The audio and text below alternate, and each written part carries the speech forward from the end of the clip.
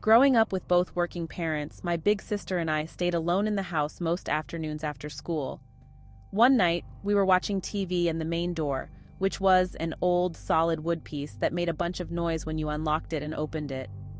While we were watching TV, there was one of those moments when the TV went silent for some reason, and my sister and I both heard very clearly the door was unlocked and it opened. The only people it could be was our parents, but they weren't supposed to be home yet, so we call out, "Mom! Dad!" Then we hear the door closing.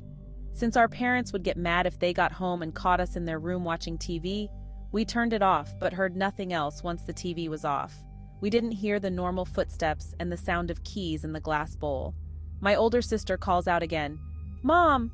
Dad!" Once again, there was no response. We looked at the window and didn't see our parents' cars, so of course we started freaking out because obviously someone was in the house. Then the light of the stairs was turned on, and my sister runs to close the door of my parents' room, picks up the phone and calls a family member who lives up the street a little ways. We hear nothing again. Our uncle and cousin get to the house in less than 5 minutes. We could see them through the window. We rush to the door to unlock it, and they come through the door. As my uncle searches the house, my cousin stays with us in our parents' room.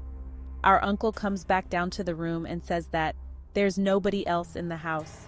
He had already called my parents, and they got home 10 minutes after. My sister and I heard the sound of the lock and the door opening so clearly, and then we saw the light come on.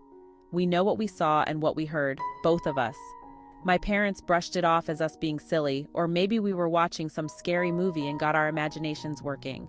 My sister was around 16 years old and I was either 12 or 13 at the time.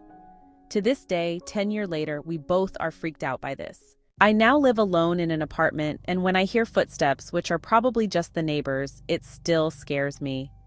To this day, things in my apartment will disappear or change places.